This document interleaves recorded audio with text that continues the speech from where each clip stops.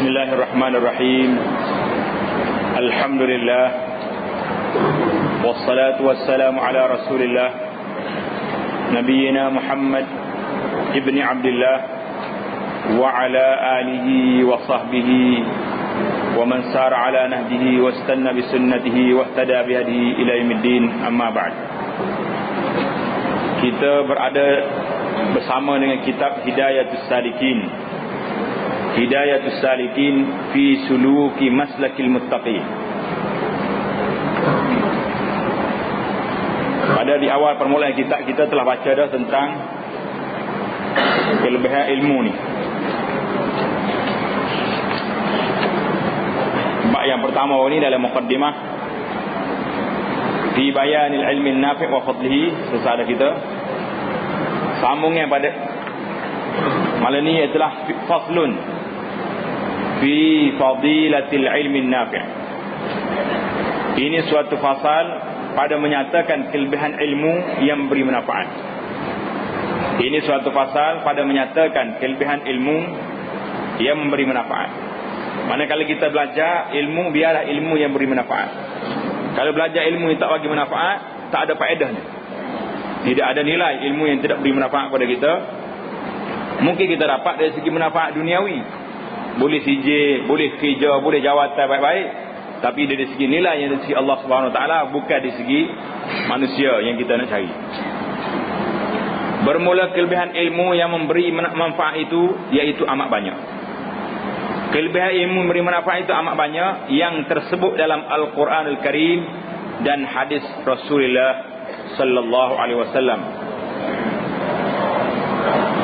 Dan setengah daripadanya itu firman Allah Ta'ala, A'udzubillahi minasyaitanirrajim, Yarfa'illahu alladhina amanu minkum walladhina utul ilma darajat.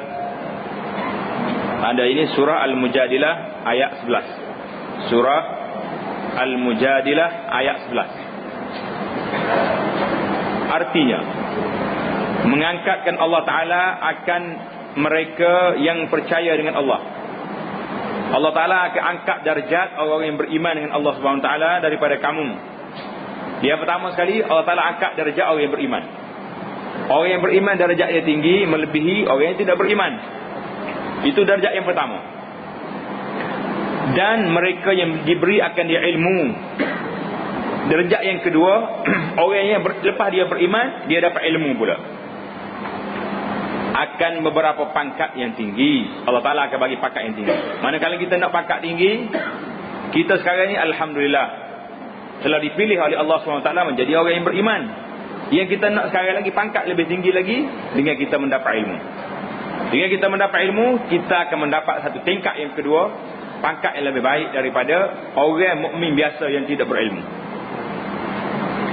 Dan kata Sayyiduna Abdullah bin Abbas radhiyallahu ta'ala anhuma, Abdullah bin Abbas ni seorang yang masyhur di kalangan sahabat, yang terkenal dengan nama Habrul Ummah wa Turjumanul Quran, kerana dia ni sangat hebat dalam bidang tafsiran Al-Quran. Allah Ta'ala bagi pada dia.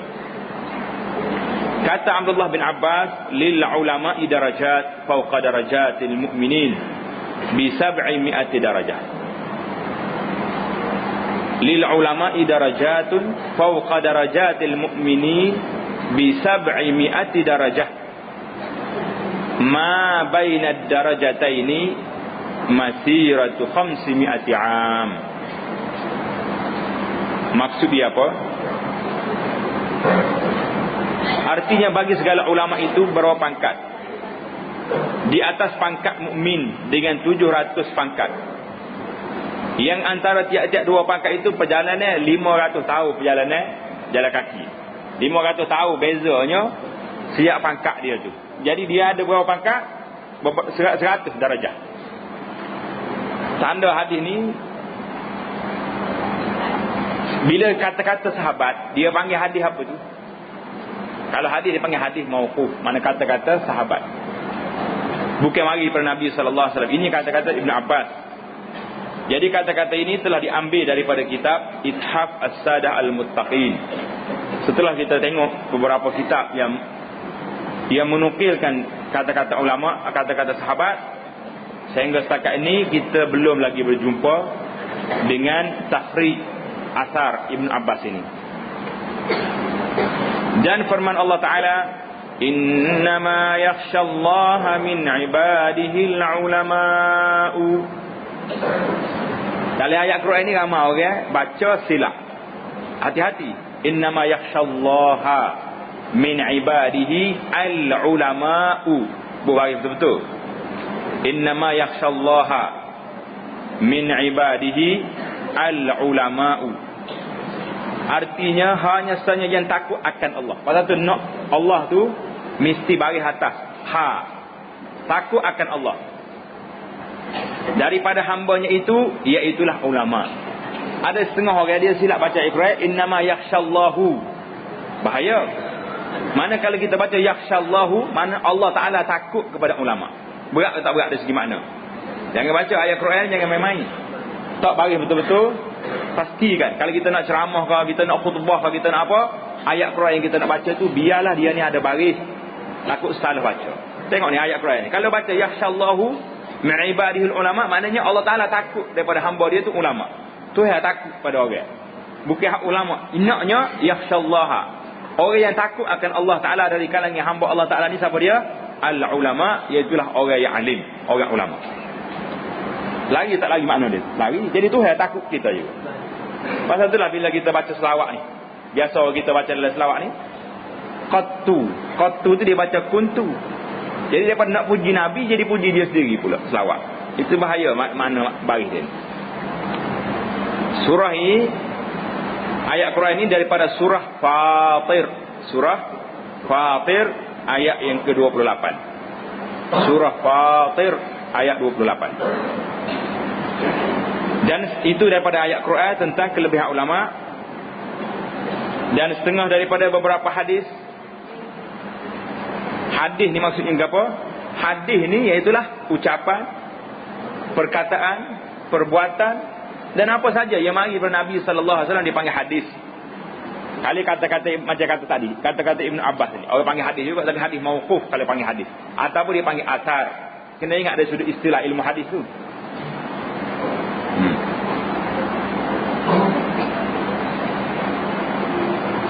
Dan setengah daripada beberapa hadis, iaitulah sabda Nabi sallallahu alaihi wasallam, al-ulama'u warasatul anbiya.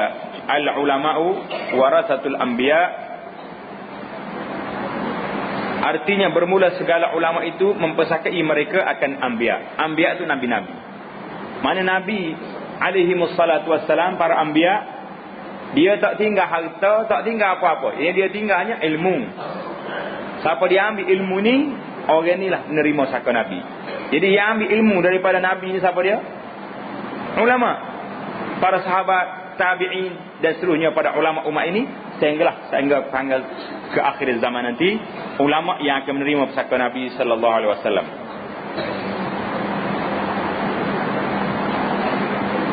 Hadis ini diriwayat daripada Abi Ad-Darda oleh Imam Abu Daud dan Ibnu Majah. Tanda di situ sanad dianya sahih. Sanad hadis ini sahih. Mana boleh buat? Kalau kita nak baca boleh, kalau kita nak syarah boleh. Al-ulama warasatul anbiya. Dan sabda Nabi sallallahu alaihi wasallam dalam hadis ini, sabda Nabi dia kata, afdalun nasi al-mu'minu al-alim allazi in ihtaja ilayhi nafa' wa in istaghna anhu aghna nafsahu. Artinya, bermula yang terlebih afdal daripada manusia itu, iaitulah mukmin yang alim, yang jika dikehendaki orang kepadanya, nescaya memberi manfaat akan dia. Dan jika kaya dikayakan daripadanya, nescaya mengkayakan ia akan dirinya. Yakni jika orang terkaya daripadanya, nescaya ia terkaya daripada orang. Maksud dia apa? Orang yang afdal di kalangan manusia ini, iaitulah orang alim. Apabila orang memerlukan ilmu dia, dia boleh bagi manfaat.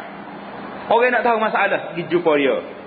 Orang ada apa-apa perkara masalah, pergi jumpa, tanya apa hukum, apa nasihat, apa saja. Sekarang ni orang alim tidak menjadi rujukan kepada masalah. Orang alim yang ada sekarang ni menjadi rujukan kepada apa dia?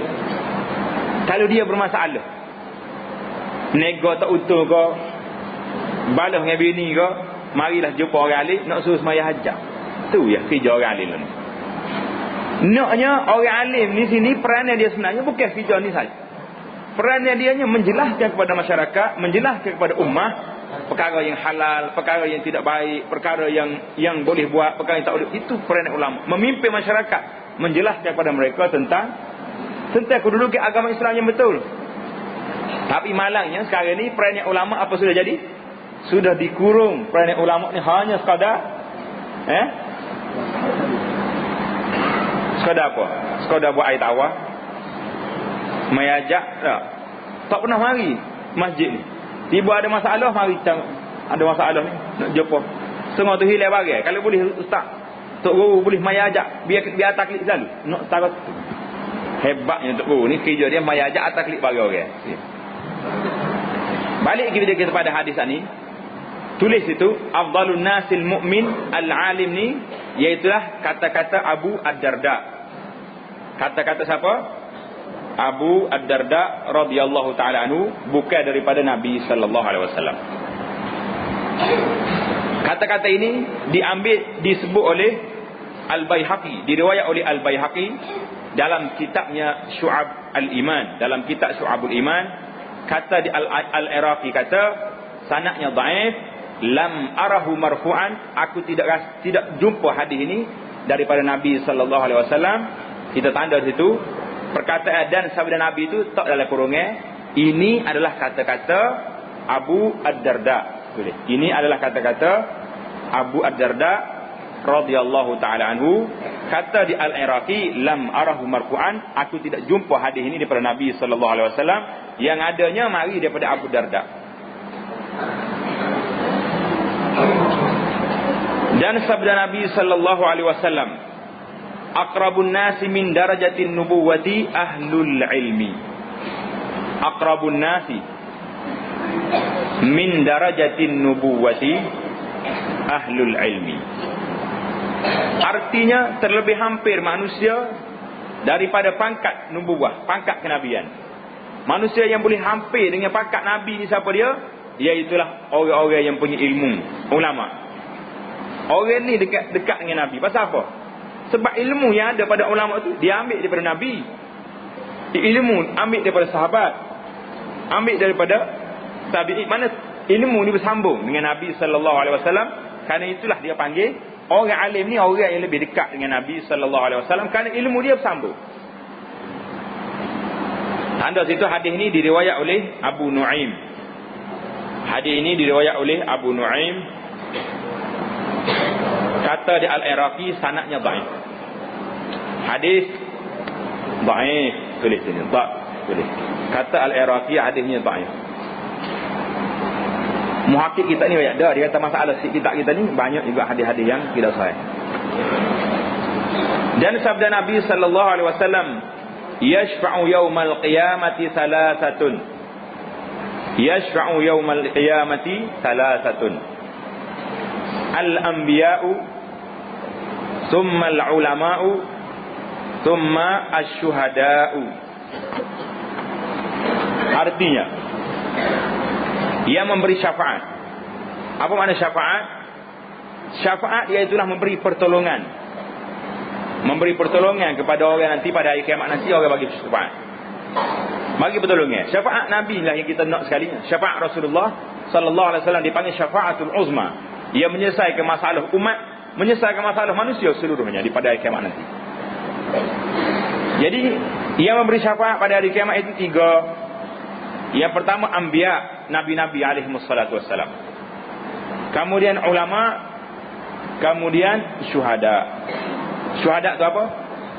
Orang-orang yang mati syahid dalam peperangan. Orang ni boleh bagi syafaat. Tanda sini, yashfa'u yaumal qiyamati salah satu itu tanda tepi Hadis ini diriwayat oleh Ibnu Majah. Hadis ini diriwayat oleh Ibnu Majah. Kata Al-Iraqi, sanadnya hadis dhaif. Al-Iraqi, kata Al-Iraqi, hadis dhaif. Iraqi kata dhaif. Kata Syekh Nasiruddin Al-Albani, dia kata hadis ini maudhu'.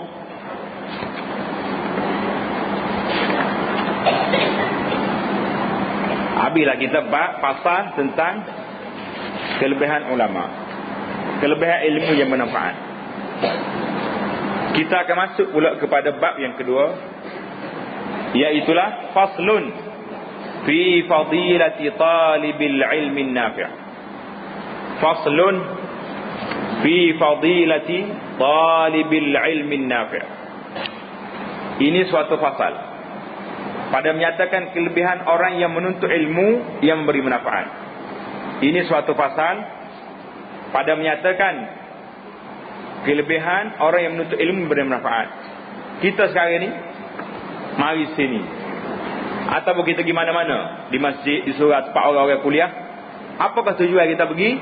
Tujuannya nak menuntut ilmu yang memberi manfaat. Maka kalau kita berjalankan menuntut ilmu memberi manfaat, apa yang kita akan dapat? Ini yang kita akan dapat nanti, yang akan disebut dalam hadis-hadis Nabi sallallahu alaihi wasallam. Dalam masalah ini banyak hadis-hadis yang sahih. Banyak hadis yang sahih. Kita baca dulu apa yang ada dalam kitab ni, kemudian kita akan tambah lagi kalau tak cukup. Adapun kelebihan orang yang menuntut ilmu yang memberi manfaat itu, maka sabda Nabi sallallahu alaihi wasallam, innal malaikata la tad'u ajnihataha li talibil ilmi ridaan bima yasna. Innal malaikata la tad'u ajnihataha li talibil ilmi ridan bima yasna. Artinya bahawasanya malaikat ni kenal kau kita, malaikat merendahkan seakan segala sayapnya. Malaikat ni mengikut dalam riwayat, dia ni ada sayap, bersayap malaikat. Dia perendah sayap dia ni. Rendah siapa sayap dia? Merendahkan bagi orang yang menuntut ilmu, kerana sangat suka ia dengan perbuatannya itu. Malaikat sayap dia besar ni, bila tengok orang menuntut ilmu, dia perendah sayap. Menuntut ilmu ni tak syarat orang pelajar-pelajar di pondok saja. Orang yang pergi belajar di mana-mana tempat saja, sama ada tua, muda, tidak menjadi halangan. Yang pentingnya kita termasuk dalam kalangan, termasuk di kalangan orang-orang yang menuntut ilmu. Maka kita akan mendapat penghormatan daripada malaikat. Malaikat ni akan rendahkan sayap dia. Hadis ini diriwayat daripada Safwan Ibnu Asal oleh Ibnu Majah. Hadis ini riwayat Ibnu Majah. Kata ulama hadis, sanadnya sahih. Hadis ini sahih. Hadis ini, hadis malaikat ni sahih. Dan sabda Nabi sallallahu alaihi wasallam, la an taghdwa. Kalau kita yaghdwa baiki, tulis la an taghdwa ahadukum. Ni penting yang kita baca kitab kena belajar. La an taghdwa ahadukum fatata'allama baban minal ilmi, fatata'allam baban minal ilmi khairul lahu min an yusalli. Dia tulis apa dalam kitab tu? Alfa rakaat.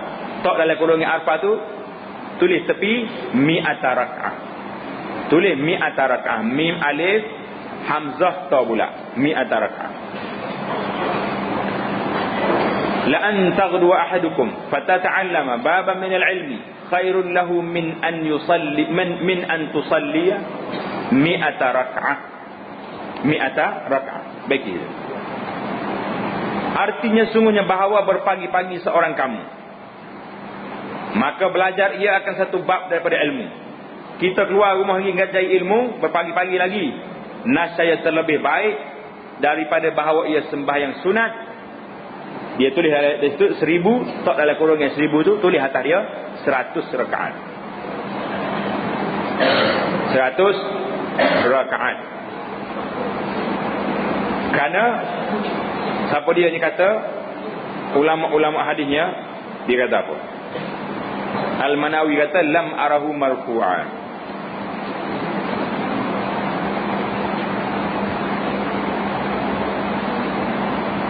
Hadis ini tidak jumpa lafaz alf rakaat, 1000 rakaat. Yang adanya lafaz mi'at rakaat, 100 rakaat. Jadi dalam kitab kita tulis 1000. Lafaz yang ada dalam kitab hadisnya berapa? 100. Rawahu Tabarani fil Awsat, sanadnya lemah, dhaif. Hadis ini diriwayat oleh Ibn Abdul Bar dalam kitab dia Jami' Bayan Al-Ilmi wa Fadlihi, nombor 114, kata muhaqqiq isnaduhu dhaif. Hadis 1 rakaat pun dhaif, hadis 1000 rakaat tak jumpa lagi, tak ada dalam hadis. Dan sabda Nabi sallallahu alaihi wasallam, talibul ilmi takaffalallahu lahu birizqihi. Talibul ilmi takaffalallahu lahu birizqihi. Maknanya apa? Artinya orang yang menuntut ilmu itu mengakui. Apa makna mengakui? Tanda tepi itu mana jamin. Menjamin Allah Ta'ala baginya dengan rezekinya. Siapa dia menuntut ilmu, Allah Ta'ala jamin nak bagi rezeki pada dia. Jangan takut, belajar, biar pandai. Rezeki duduk tangan Tuhan. Rezeki hak Allah SWT. Bila kita beranak, Tuhan tulis dah rezeki ada. Masalah rezeki ni jangan takut. Jangan duduk mikir banyak, belajar dulu. Hadis talibul ilmi ni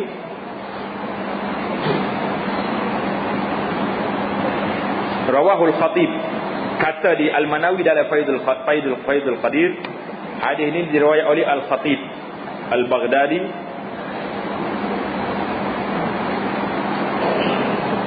dan Sa'id bin Mansur dalam sunannya, sanadnya dhaif.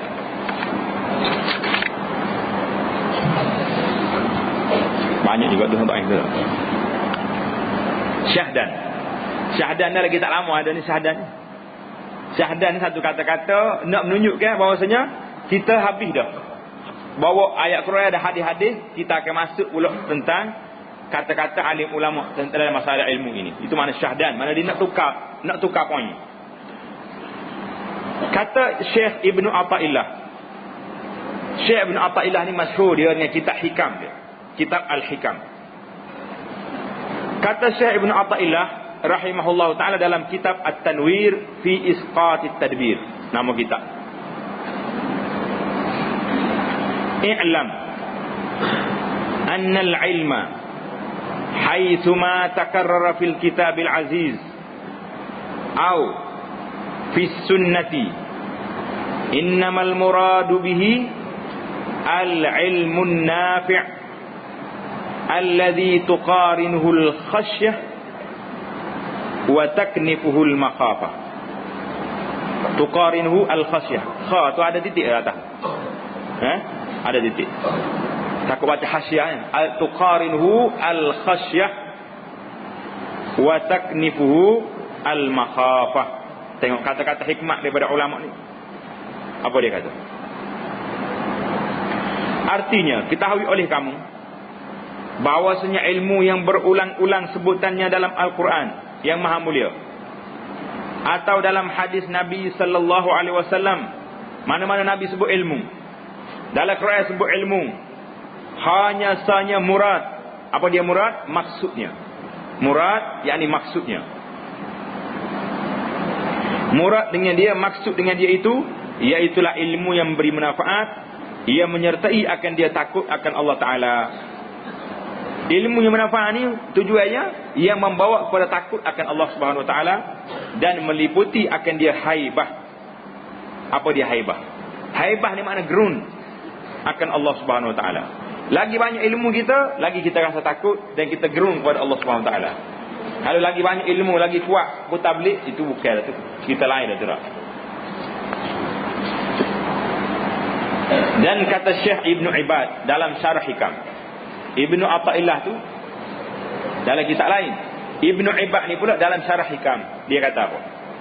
Wa'lam annahu qad warada fil kitab was sunnati min fadlil ilmi wal ulama ma la yuhsa katsiru wa la yurja husulu dzalik illa liman sahhat minhu an-niyyah wa sihhatuha fi dzalik an yakuna gharaduhu fihi talabu mardatillah wa isti'maluhu fima yanfa'u 'indah wa isyaratul khuruj an zulmatil jahli ila nuril ilmi. فهذه النية الصحيحة تحمد على عاقبتها آجلا وتجتبى ثمرتها في طاعة الله عاجلا. Ibn Ibad dalam syarah Ikam. Artinya, ketahui olehmu bahawasanya telah datang dalam Quran dan hadis Nabi sallallahu alaihi wasallam daripada kelebihan ilmu dan ulama. Dalam Quran, dalam hadis Nabi sallallahu alaihi wasallam, kelebihan ilmu ni barang yang tiada terhingga banyaknya. Cukup banyak disebut tentang kelebihan ilmu dan ulama. Dan tiada diharap hasil demikian itu.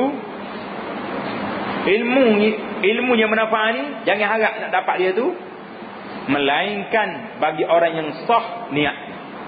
Orang nak dapat ilmu yang manfaat ni mesti niat dia baik. Belajar kerana apa? Kerana nak ilmu, nak kenal Allah Subhanahu wa taala. Bermula sah niatnya pada demikian itu adalah kehendaknya dalam menuntut ilmu. Tujuan kita menuntut ilmu ni iaitu menuntut akan yang digemari, yang disukai, yang dikasihi Allah Subhanahu wa taala, iaitu mengerjakan taat dan menjauhkan maksiat, dan lagi diamalkannya ilmunya pada yang beri manfaatkannya. Itu syarat dia. Dan lagi isyarat keluar daripada kelam. Apa makna kelam? Gelap makna kelam. Kelam jahil, gelap kejahilan ni kepada terang ilmu. Tujuan aku ngaji ni kerana apa? Kerana nak kerja taat mengikut apa Allah Taala suruh, nak jauh benda larang, nak kerja dengan cahaya iman, cahaya ilmu, bukan dalam kelam kejahilan. Maka itulah iaitu niat yang sahih yang dipuji atas kemudiannya itu dalam akhirat.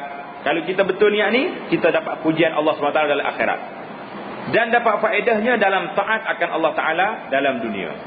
Atas dunia apa senang, dalam akhirat lagilah kita dapat kesenangan insya-Allah Ta'ala. Dan kata Imam Al-Ghazali rahimahullah pada permulaan kitab Bidayatul Hidayah. Asal kitab kita ni, kitab Hidayatul Salikin diambil daripada kitab Bidayatul Hidayah, kemudian disyarah, dihuraikan oleh Syekh Abdul Samad Al-Falimbani rahmatullahi alal jami'. Kata Al-Ghazali dalam kitab dia ni, fa'lam in kunta taqsudu bi talabil ilmi al-munafasah wal mubahah wat taqadduma 'ala al-aqran wastimalata wujuhin nas ilaika wa jam'a hutamid dunya fa anta sa'in fi hadmi dinika wa ihlaki nafsika wa bai'i akhiratika bidunyaka fasafqatuka khasirah wa tijaratuka ba'irah wa muallimuka mu'inun laka ala isyanika wa syarikun laka fi khusranika wa huwa kaba'i sayfin min qati'i tariqin man a'ana ala ma'siyatin walau bi syatri kalimatin kana syarikun lahu fiha. Itu kata-kata Imam siapa dia? Kata-kata Imam Al-Ghazali tentang menuntut ilmu. Artinya, maka ketahui olehmu bahawasanya jika ilmu itu akan bersedak-sedak. Tujuan menuntut ilmu ni kerana nak seronok, nak mewah dan bermegah-megah dan terdahulu atas orang yang sama-sama mudamu. Mana kita nak depan daripada sahabat-sahabat kita. Akulah hero sebab aku ada ilmu. Dan supaya cenderung muka manusia kepadamu, nak suruh orang beradab kita ya. Dan menghimpunkan kekayaan dunia.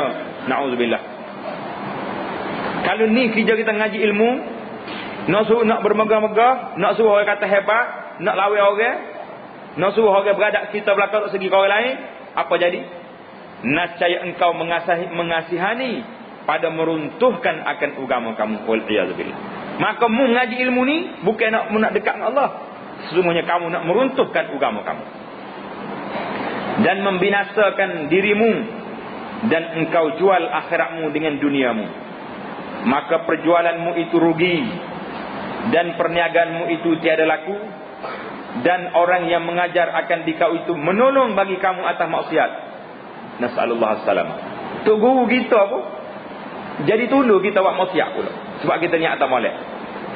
Dan menyengutui. Apa makna menyengutui? Berkongsi. Menyengutui tu itu berkongsi. Ia akan dikau dalam kerugian. Mana kalau tok guru tahu anak murid ni mengaji tidak ikhlas, jangan ajar dia. Kerana seolah-olah kita bersama nak merusakkan anak murid kita. Dan iaitu bandingnya orang macam ini, tok guru yang mengajar kepada anak murid yang tidak ikhlas ini seperti menjual pedang kepada orang yang merampas di jalanan. Kita tahu orang nak pergi merampok, orang nak pergi curi, kata ambil pedang ni aku jual kamu.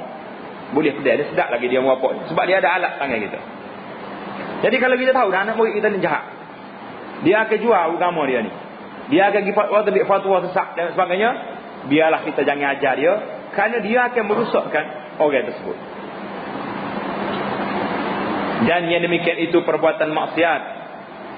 Tengok tadi dalam bahasa Arab tadi dia tulis kama qala sallallahu alaihi wasallam. Ada tidak dalam bahasa Arab tadi?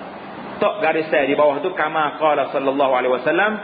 Kerana tengok ni dalam terjemahan tidak ada kama qala sallallahu alaihi wasallam. Tak ada terjemahan.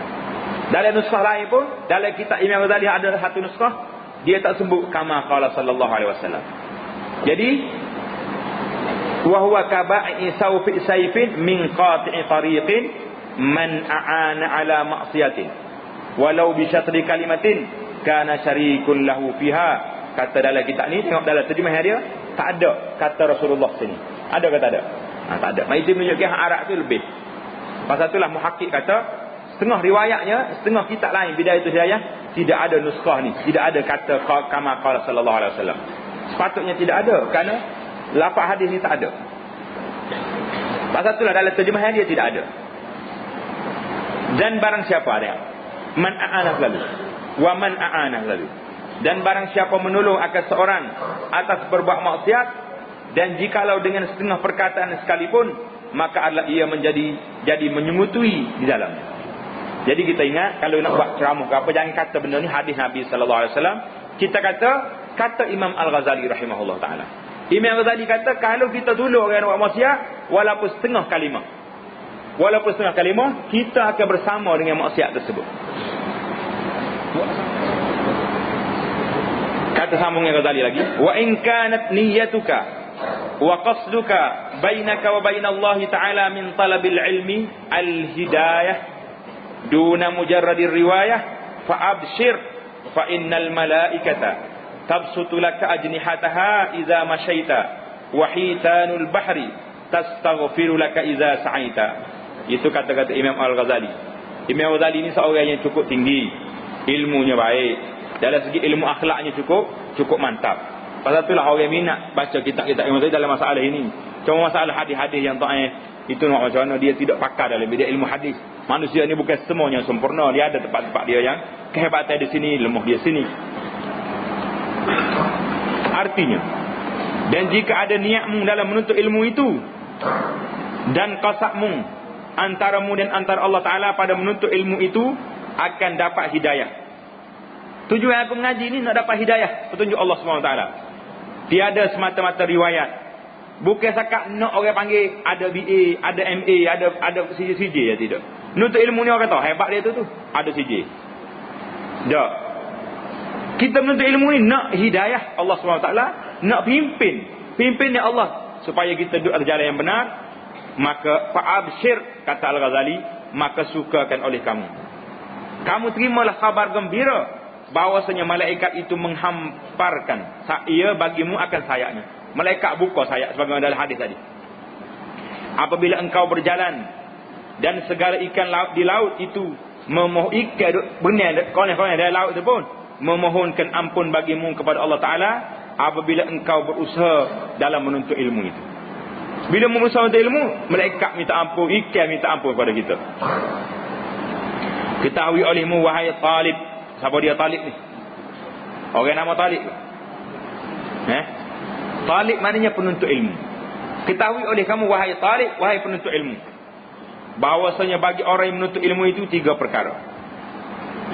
Orang yang menuntut ilmu ni ada 3 perkara yang dia kena buat.